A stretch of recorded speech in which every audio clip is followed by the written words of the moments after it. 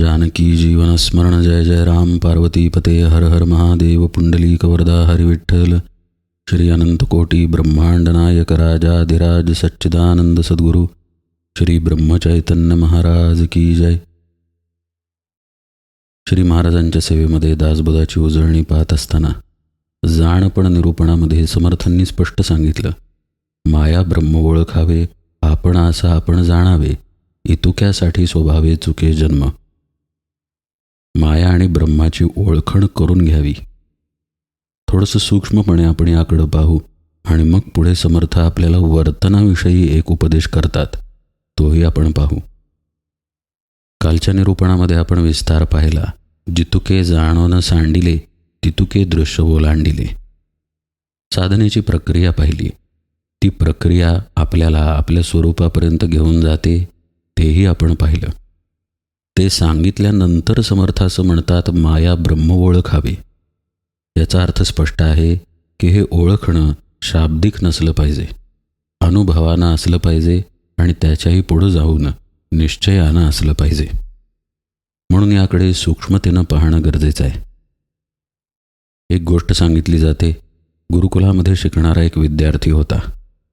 सर्वम खल्विदम ब्रह्म असं तो सद्गुरूंकडून शिकला आणि बाहेर पडला. बाजारात काही काम होतं आणि त्या काळी काशीमध्ये हत्तीवरती जो असायचा माहूत, तो संस्कृतमधून बोलायचा. काशीमधले रस्ते अरुंद. हत्ती काशीच्या त्या रस्त्यावरती येऊन गोंधळ घालत होता. एकतर हत्ती आणि त्यात रस्ता अरुंद. तो हत्ती होता माजलेला. माहुतानं संस्कृतमधून सांगितलं, दूरंगच्छ, दूर हो, म्हणजे हत्ती अंगावरती येईल म्हणून दूर हो. तर हा विद्यार्थी गुरुकुलातून शिकून बाहेर आलेला, तो म्हणाला, सगळं ब्रह्मच आहे, मग दूर कशाला होऊ, म्हणून तसाच उभा राहिला. अर्थातच त्याला जखम झाली, हत्तीचा मार लागला. तशाच अवस्थेत तो गुरूंकडे परत आला. गुरूंनी विचारला, अरे काय झालं? तर त्यानं सांगितलं की हत्ती असा आला रस्त्यातून धावत.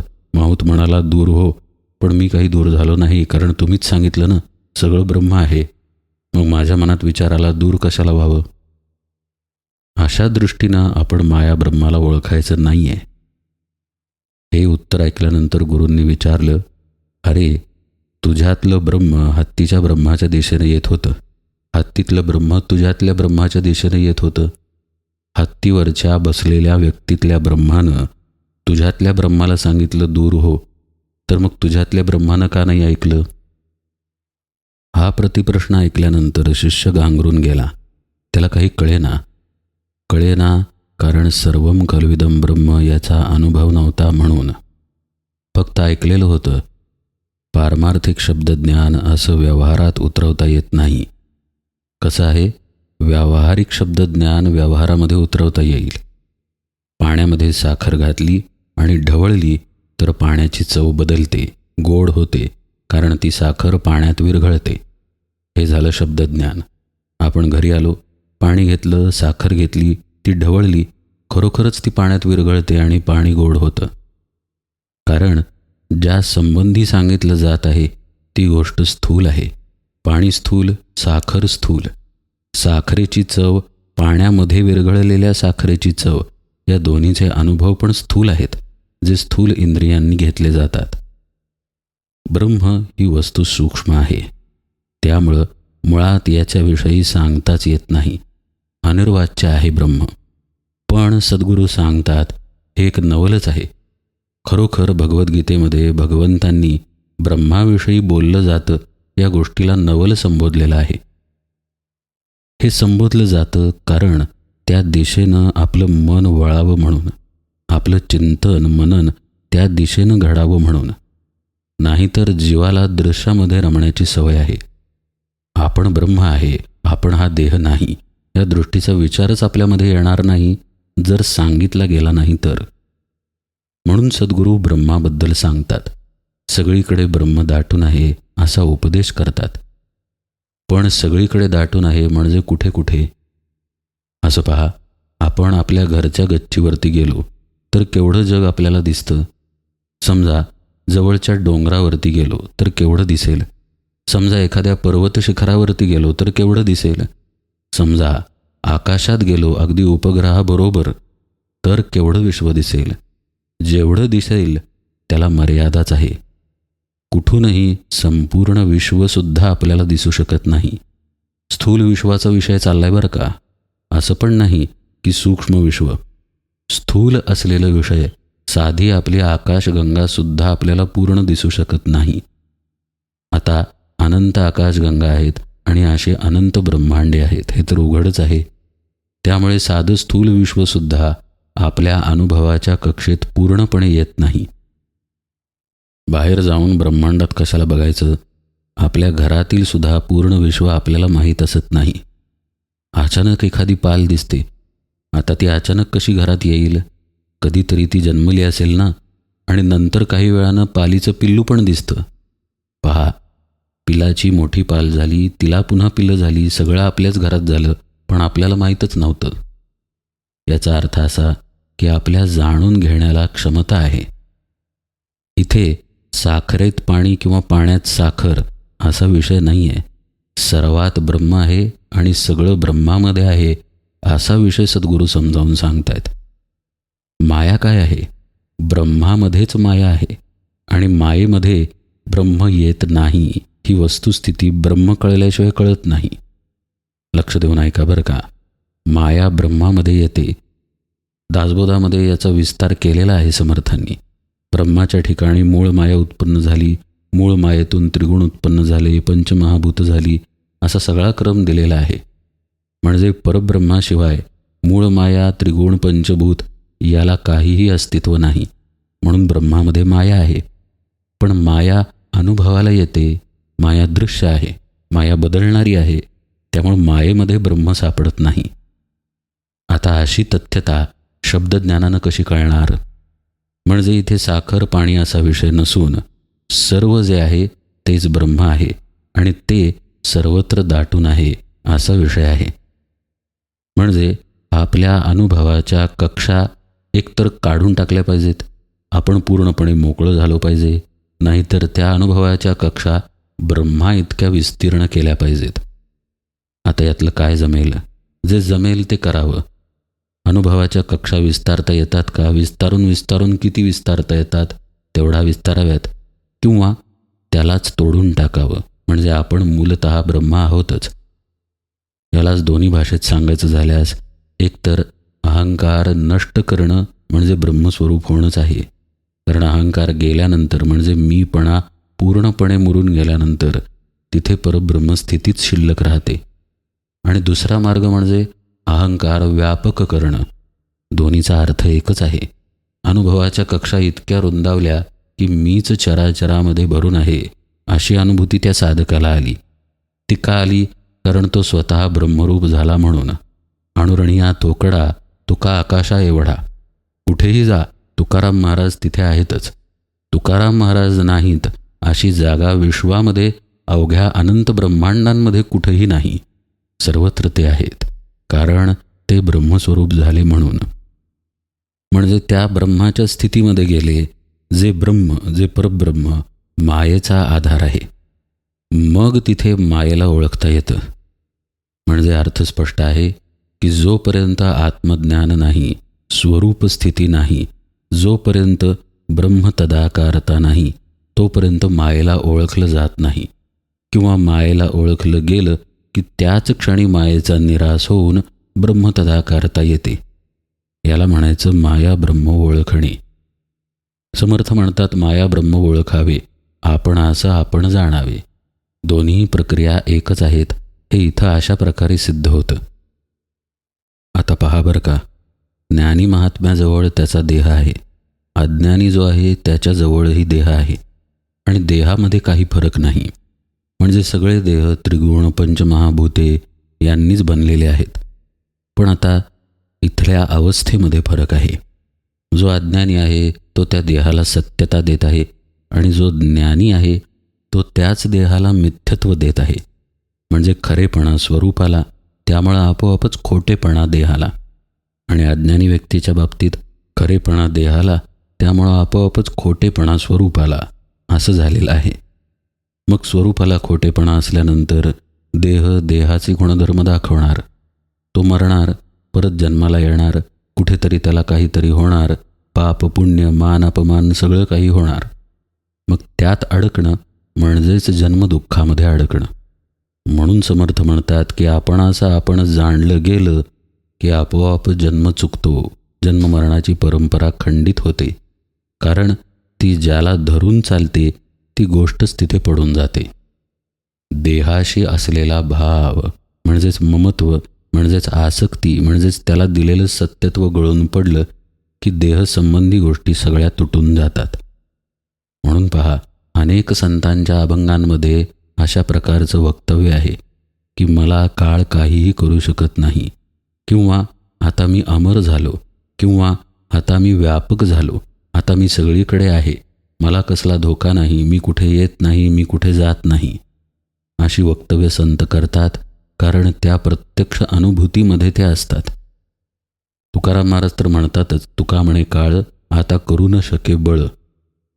पण तुकाराम महाराजांचा देह आज चर्मचक्षूंना दिसत नाही, म्हणजे काळ बळ दाखवू शकत नाही हे देहाकरता नसून स्वरूप स्थितीचंच वर्णन तुकाराम महाराज करतात की तिथं काळाचं सामर्थ्य नाही.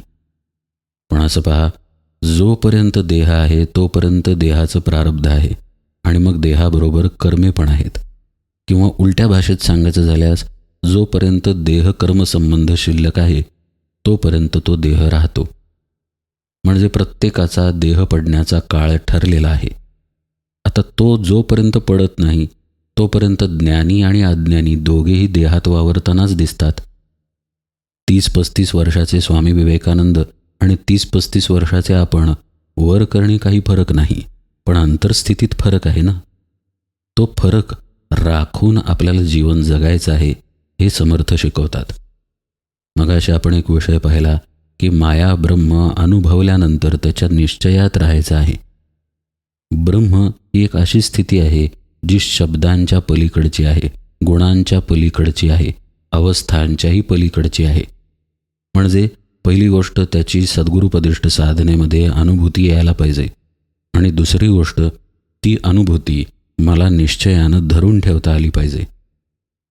साधूनं, सिद्ध पुरुषानं, आत्मज्ञानी महात्म्यानं ती निश्चयानं धरून ठेवलेली असते. साधू वस्तू होऊन ठेला, संशय ब्रह्मांडाबाहेरी गेला. संशय म्हणजे मी देह आहे हा भाव. निश्चय चळेना ऐसा झाला, या नाव सिद्ध. आता एकदा निश्चय दृढ झाला की मग देह कसाही असला तरी त्याच्या अंतरस्थितीत फरक पडत नाही. समर्थ म्हणतात, जाणता समर्थाचे अंतर, प्रसंगे वर्ते तदनंतर, भाग्य वैभव अपार तेण्याची पावे. भाग्य वैभव मिळेल तेही अपार असे शब्द वापरतायत बरं का समर्थ. एकदम हरखून जाण्याचं कारण नाही. त्याच्या अलीकडे जे समर्थ म्हणतात ते अतिशय महत्त्वाचं आहे, आणि प्राप्त करायला तितकीच तपश्चर्या लागते. जाणता समर्थाचे अंतर, प्रसंगे वर्ते तदनंतर. अंतरस्थिती जाणून घेऊन प्रसंगानुसार देहाला कर्मांमध्ये ठेवायचं आहे. श्री महाराजांचं एक सोपं वाक्य आहे पहा, मन भगवंताला अर्पण करा आणि देह प्रारब्धावरती सोडून द्या. श्री महाराज अतिशय मार्मिक बोध अगदी सोप्या भाषेत करतायत.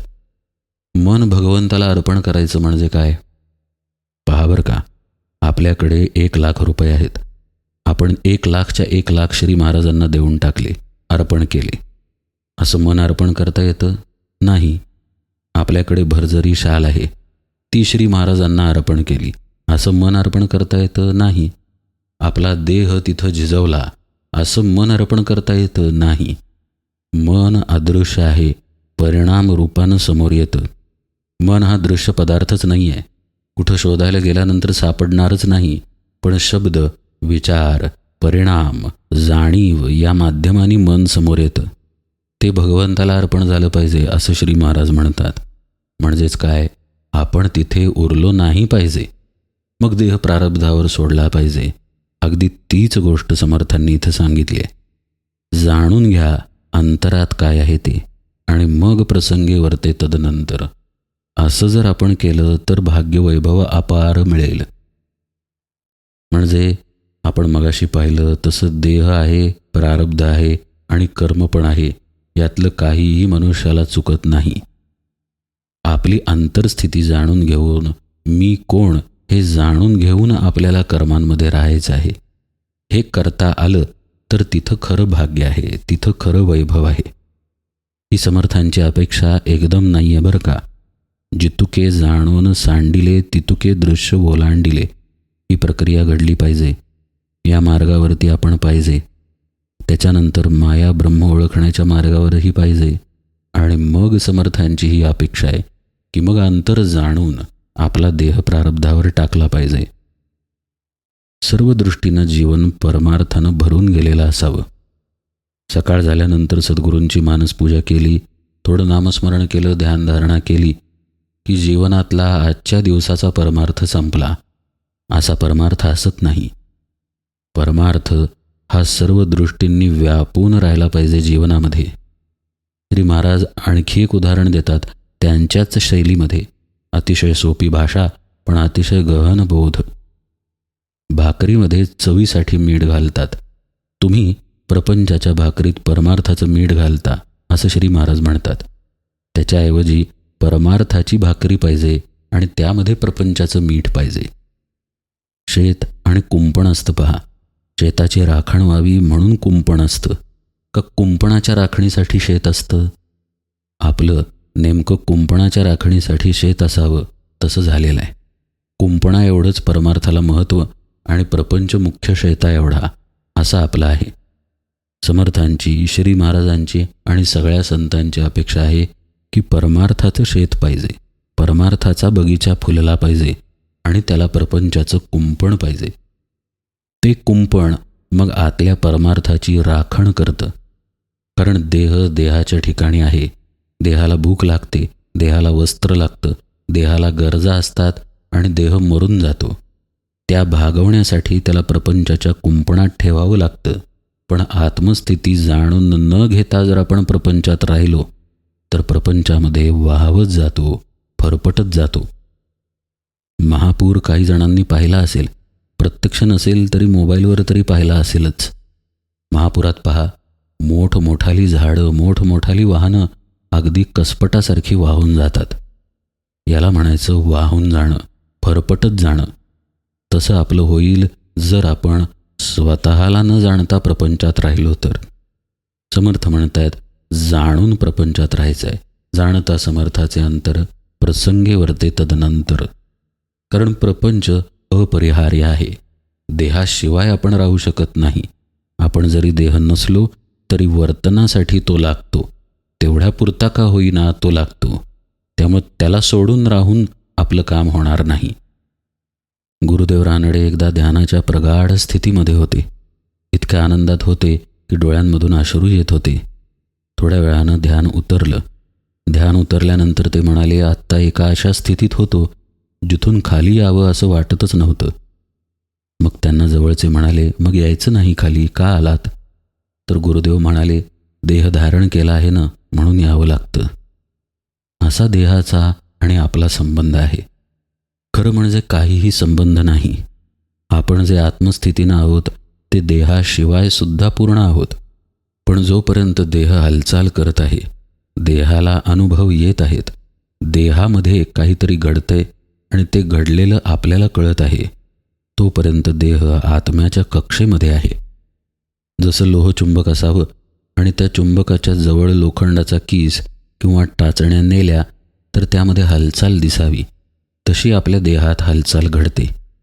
टाचण्या म्हणजे लोहचुंबक नाही, पण लोहचुंबकाशिवाय टाचण्यांमध्ये हालचाल नाही. परमार्थ हा मार्ग टाचणीचं टाचणीपण ठेवूनच लोहचुंबकापर्यंत पोहोचण्याचा मार्ग आहे. देहाचं देहपण ठेवायचं, साधन म्हणून वापर करायचा. सद्गुरूंची सेवा, सद्गुरूंकडून श्रवण, सद्गुरूंकडून समजून घेणं, सद्गुरूंनी दिलेली साधना करणं, सगळं काही देहातून घडेल, पण ते आपल्याला देहाच्या पलीकडे घेऊन जाईल. म्हणूनच परमार्थ ही गोष्ट नवल आहे, आश्चर्यच आहे. जी वस्तू शब्दातीत आहे, गुणातीत आहे, अनुभवातीत आहे, ती वस्तू देहात राहून देहाच्या मार्फत साधना करून प्राप्त होते. हेच इथलं नवल. समर्थ म्हणतात ते नवल साध्य करा, ओळखा स्वतःला आणि मग ओळखून देह प्रपंचामध्ये सोडून द्या. म्हणून जाणणे नवे सामान्य, जाणता होई जे सर्व मान्य, काहीच नेणता अमान्य सर्वत्र करीती. समर्थ म्हणतात, म्हणून जाणणं ही गोष्ट सामान्य नाही, ज्ञान होणं ही गोष्ट सामान्य नाही. जो ज्ञानी आहे अशा व्यक्तीला सगळे मान देतात. मानासाठी ज्ञान मिळवा असं समर्थ सांगत नाही आहेत बरं का, ज्ञानाचं महत्त्व अधोरेखित करतायत. जसं पूर्वी काही प्रापंचिक उदाहरणं या समासात दिली समर्थांनी, की ज्ञान असेल तर जगात किंमत आहे, कळत असेल आपल्याला काही तर आपण काही कर्तृत्व करू शकतो. तसंच ज्याला खरं ज्ञान आहे, म्हणजे आपण कोण याचं ज्याला ज्ञान आहे त्याला जगात मान्यता आहे. जे काहीच जाणत नाहीत असे लोक अज्ञानी, अशा व्यक्तींना कुणीही मानत नाही असं समर्थ म्हणतात. अज्ञानी कसा आहे आणि ज्ञानावस्था का महत्त्वाची आहे हे समर्थांनी काही उदाहरणांनी पुढे पटवून दिलेलं आहे. आपण उजळणीमध्ये तो सर्व भाग यथावकाश पाहूया. आज निरूपण सेवेला इथेच विराम देतो. जानकी जीवन स्मरण. जय जय राम.